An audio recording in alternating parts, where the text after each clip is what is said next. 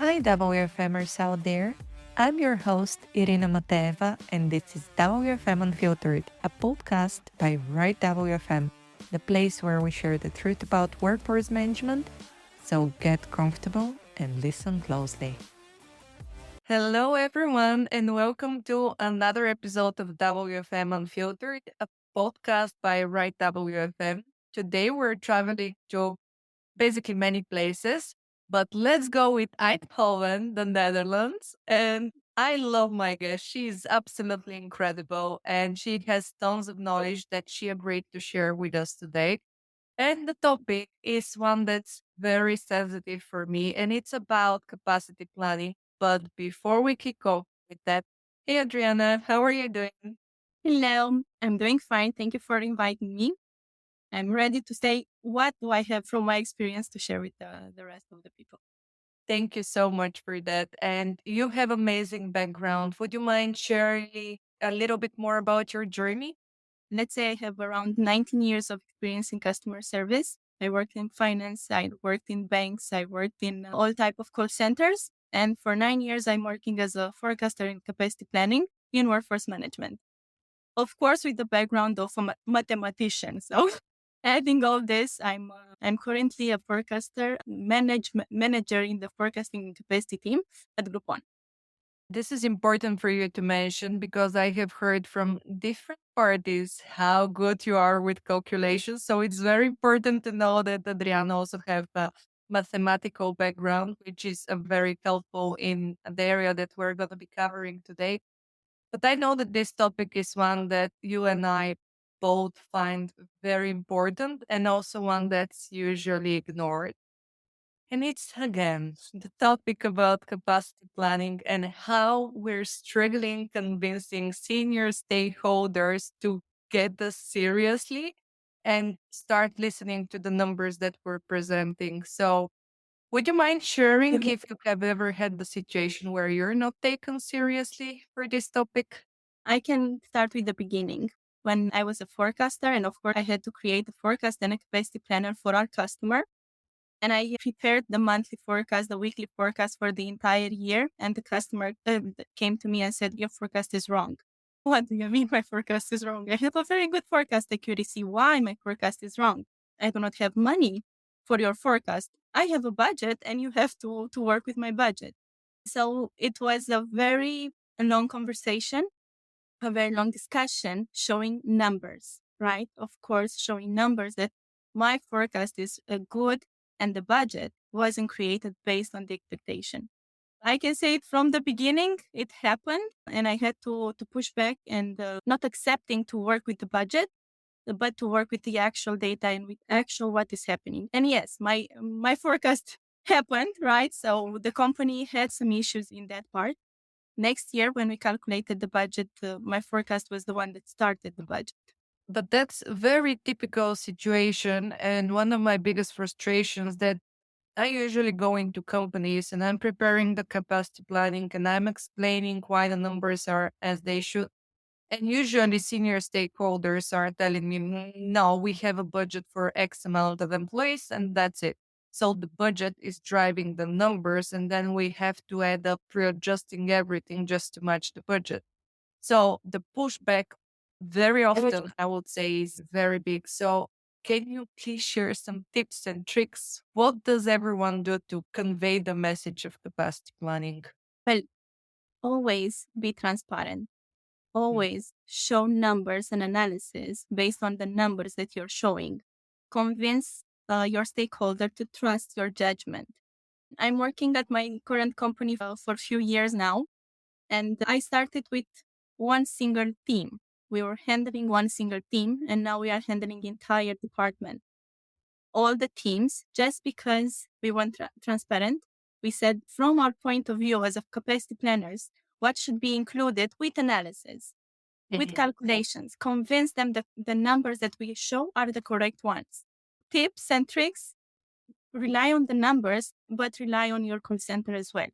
Know your people, know the agents that are working, know your locations, know your stakeholders, know what targets do they have. So from my point of view, know everything. I believe this is the best So tip. that's important that you're mentioning because what often is happening from our perspective, and I definitely have done that mistake so much in the past, is that I was over relying the numbers just as numbers, not on the information behind those numbers. And what you're assuring right now is that the numbers are representative of people, of stakeholders, of the business as such. So we basically have to dig deeper in order to translate those numbers in a story that would make sense and other stakeholders would be able to relate to. And one advice that I got at some point from my manager was translate what you think. Translate what you think so your stakeholder understands the message. Because you can come and say we will have an increase of 20% of I don't know what channel, but translate that information in what it represents to him. When you're working with stakeholders, always translate the information in what it represents to him. What how do we start? Because usually, and this is another thing that I don't know whether you share the same experience, but even if you're working with the WFM system, whether you're working with Excel or with the WFM system, usually capacity planning is the weakest spot. So in a lot of tools, even the capacity planning is either unusable, either completely absent as such. And we often have to start from scratch, especially if you're new in your function and there isn't anyone to train you. So how do we start? Where do we start from? Meeting, knowing the teams that we want to introduce in our capacity plan. For example, I have now a team that I'm trying to add in our staffing overview in our capacity from scratch. We didn't never have them. They never heard about WFM. So the first thing that I did, I had a meeting with the TL to explain him, to sell him what WFM can do to him. Because yes, the management direction was from the beginning. Yes, we are adding them. Point. But I wanted that manager to be convinced that having his team under our scope is the best thing for him. Okay. So I started with explaining him what issues he has in the peak weeks when he has to stop the leave allotments to everybody because his agents have to work. Then I explained him what do you do when you have flooding and you have a huge amount of shrinkage. What do you do in that situation? You do not have who to work. Then I explained him about coverage, about reaching service levels because the agents don't want to work in all the shifts. Yes, but maybe we can adjust the shifts that are, and we can identify the correct pattern for each of them. So I try to sell step by step what capacity planning can do for his team. Yes, you have a team, let's say, of 20 people, but your requirement today is just 5. The rest of the agent can be scheduled in other days. So, and I try to explain him from capacity planning, we can determine how many agents we need per day. And then from scheduling point of view, we can support him. After the meeting, he pinged me and said, yes, now tell me what you need. Amazing. First of all, try to understand your teams. Try to get all your information, all the, I don't know, specificity of the team.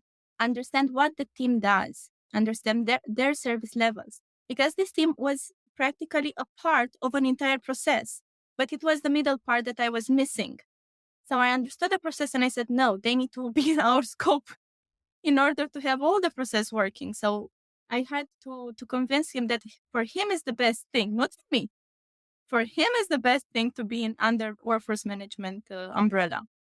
So You mentioned something so interesting that I haven't really heard before to be phrased in this way.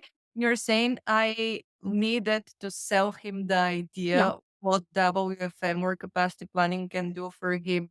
And I think maybe this is where a lot of teams are going wrong because we're over relying that if we show the numbers as such, people will be like, amazing intel, tell me how to get going, how to start, give you the money immediately. But actually, it is exactly what you're saying. The point of selling, like, why are we are going to them with these numbers? What are we trying to achieve? And often, by not translating the message as such, they are left with the opinion that WFM always wants something. They always Mhm. want more people. No, we don't care. We are working with the people that you gave us overall. We're just trying to explain you what's the best possible way to operate your business. Indeed. And there are a lot of companies that think that they do not need WFM. Yeah. Or maybe just they need just a fine, let's say, calculation on what it's expected next year to start. And after that, they rely on senior agents, on TLs to do the best thing possible. Yeah, no. You have to actually sell them what is the add value that workforce management and capacity planning can bring to a team. Yes, you can survive without real-time management because a senior can do it. But to have someone specialized and calculate how many agents you need in 15 minutes interval in order to reach out to your service level, this is what you need capacity planning. You need to be sure that the agent has a holiday, that the agent has a break, that the agent has a training, that the agent has a non-productive activity to keep him happy at your work, right? You have to be sure that you're factoring absolutely everything in your capacity and in that requirement of 15 minutes. And this is not something that a TL has time to go into details. Maybe he has a possibility, right? But do not have the time to go into that detail and calculate what workforce management can do. It's good that you're mentioning that because that was actually one of my next question towards you. I have so often seen, and you know what? It's always dependent on scale and size of the company, of course, but so many times it's seen as a side task and an exercise that you can do once a year and then you forget about it until next year and then you're presenting a plan and then at best, you're refreshing that plan, some numbers in it once every couple of months, and that's it. So, how successful can we be with that approach? I never tried it, so I do not see any type of success in this type of approach. For me, a good capacity plan, a good team held under good points is checking every week. Check Mhm. your attrition every week. See if your forecast on attrition goes where you expect. Check your shrinkage if it goes where you expect. If you see spikes, if you see something abnormal, reach out, right? Try to see what happened. Try to exclude the situation that needs to be excluded. Check your volumes, check your staffing, check Mm. your agent, right? So from my point of view, capacity plan, and in my capacity plan, the capacity planners have a check. So I can see that every week they checked something and it has a timestamp to Oh, be sure sneak. that we haven't missed anything. Oh, Yes, we are checking everything because if you're not checking this week, your attrition. You're not mhm. checking next week, your attrition. Neither the other week, right? You're going to get yourself in a situation that you're losing 10% of your batch just in a month and you haven't seen it. Recruiting the 10%, it will take up to 3 months for you, right? Mm. So what if you've seen it and you flagged it? Maybe the agents are not happy with their targets, right? You see it and you flag it from the beginning. And discussion can happen, right? So you're stopping the attrition. But if nobody flags it, nobody will action on it. And we had situations when suddenly we've seen a spike on attrition, 10 people in 1 week. Wait a minute. Wow. Wait a minute. So we reach out to our budget manager, to the delivery manager, to the TLs, and we try to understand what is the reason. Well, a TL left and he left with his people to Oh, stop the attrition for the rest of the teams. They had discussions. But they didn't notice it because the agents were going with the resignation directly to HR. So they didn't see the big picture that in that day they will have 10 agents leaving. Because who can follow up in a team of 200, 300, 500, right? So be careful and do it every week. From my experience, this is the best way working. We are flagging, we have monthly meetings with management, with budget management to explain where we are and where the attrition is going and where the volumes are going and when we need hiring. So keep your team close because this is how you gain trust. I love that. And this is such a key advice that you have shared that, okay, if we're not revisiting our capacity plans, maybe you see spike in 1 month of the attrition, you wouldn't know, you wouldn't mention, you wouldn't care, you wouldn't understand what's driving it. but everything that happens have impact on the business. And I think this is the key thing that people are missing. We are gathering that story to understand what's happening with the business. Yeah. That's it. And I love how detailed you are, because you're effectively and actively looking for the story and for the information behind that numbers and trying to understand what's the root cause of a number, what's driving it, and what other number it will impact and in Mm. what way. And I think this is the main and major story about capacity planning that people are missing, especially senior stakeholders. But because this, our listeners probably know that Adriana and I are joining a lot of webinars together, and we have been talking for, I don't know, probably the past year and a half, maybe. And I love your knowledge, love your expertise. And I remember something that you mentioned in one of our catch ups behind the scenes is that you don't understand why people are not paying more attention to capacity plan, because Mm. this is where the money is. Yeah. Because WFM can save you money, can optimize the money that you spend, or can waste a lot of Yeah. money. Please give me the view behind that quote. Yes, from my point of view, capacity planning is the one that actually creates the budget, creates the money, saves the company for unexpected, unnecessary spend, as you said. Because if you're not making a correct assumption over your attrition, then you just say, usually in that country, the attrition is 10%. But that Mhm, attrition doesn't happen because of your pool. I had mhm, situations when I had the team in Kuala Lumpur. One team was Chinese, one team was Muslim. We mhm. had no attrition in the Muslim team, ever, Okay. never. When it came to Chinese, it was a huge rotation. We Mhm. changed the entire pool in twice per year. Oh, So you wow. have to understand, and they were in the same city, right? But you need to understand your pool. You can have a correct assumption over your attrition. You're looking at the data, let's say, for a call center in a city that has a huge university. Most of your agents are students. And during the year that nothing happens to your attrition, and you say, my attrition is zero. And you forecast your attrition zero, but you do not look that in November, when school starts, you're going to have a huge spike on attrition. Your entire pool will change. This means change your strategy when it comes to hiring. Hire students, or if you hire students, hire them as part-timer or split shift, right? Change your attitude, change your way of hiring people. And this is what we are saying, right? As capacity planning, we are the ones calculating how the agents need to work in for what shifts and what locations. Let's say you have a call center, you have a not a call center, you have an activity, right? Mhm. And you're basing it fully in one location. You have floodings, you have, I don't know, natural causes that stop your agents to work. What do you do in that period? You're losing money.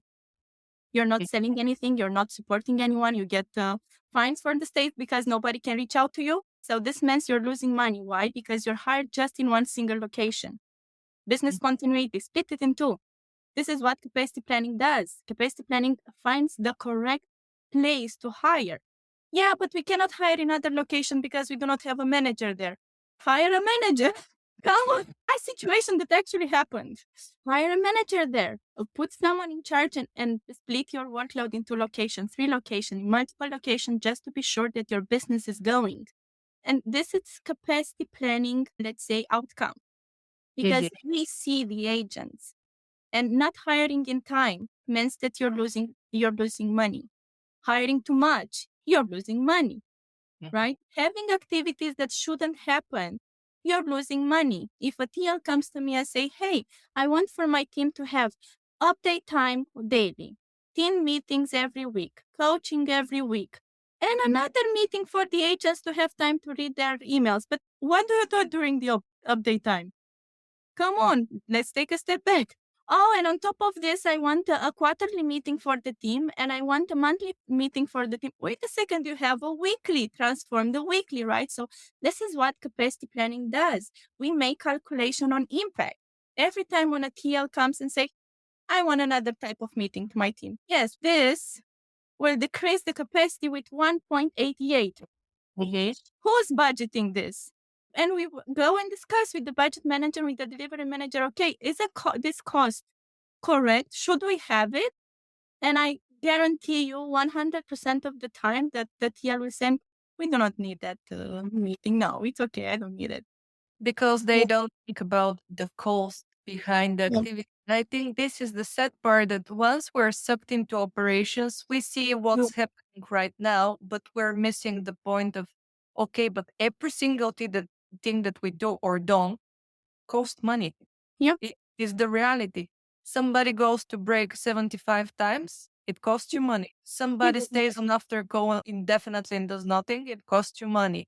Somebody is late twice every week, costs you money. And those are the things that we need to track, translate, predict, explain, Yeah. factor in. And I love your passion so much about capacity planning, because the way that you're describing it solidifies a message that I'm hoping reaches more people, that capacity planning is not a side task, is No. not a task that you do once a year. It's a strategy.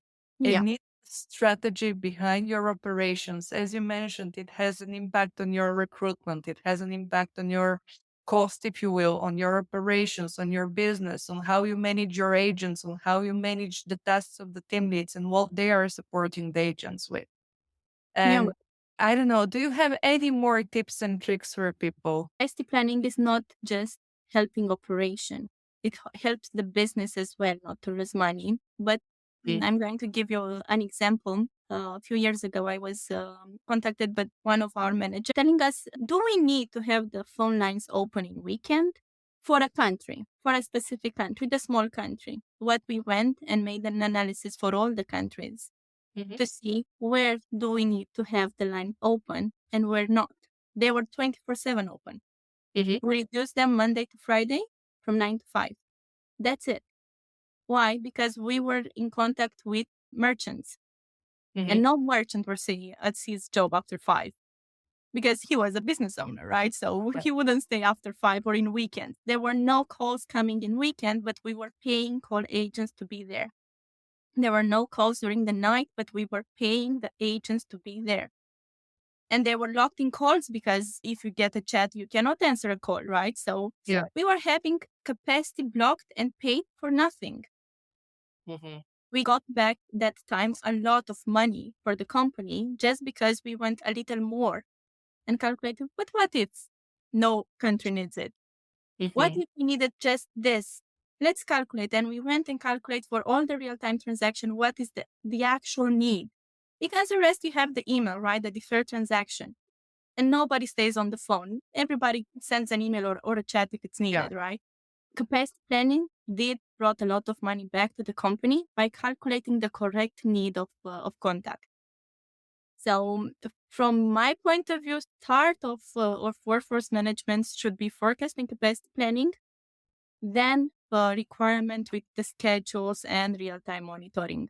But have your forecasting capacity planning very well determined. The company can work with that. I second that, and I echo everything that you're saying. And I feel like this should be always the starting point, because before you start handling customers, open business, and you need to understand how many people you have for your customers. And I think of course, everything is a balance in organizations, but we need to start thinking that the numbers, the story, the message that we're translating with capacity planning only exists because there is a corresponding business that needs to answer to to these requirements. So I think it's a great way to wrap up that conversation. Thank you so much, Adriana. As always, it's absolutely pleasure to get your insights and your brain, because you have so much to share, and promise to visit the podcast again. Super, super. Thank you for having me, and hear you again later. See you. Bye-bye. Bye. Thanks for joining us today. I'm your host, Irina Mateeva, founder of Right WFM, where we believe that every business and its people are unique and deserve the right solution to their challenges. If you need support with workforce management, we're just a message away. Get in touch at irina@rightwfm.com or info@rightwfm.com. If you like the content and would like to support the show, please subscribe to WFM Unfiltered on your favorite podcast platform, leave a review, and follow me on LinkedIn. You can also show some love to our great sponsors. For more information about them, check out the episode notes. This is your place for real WFM, so to suggest guests or topics, get in touch at Irina@rightwfm.com. See ya!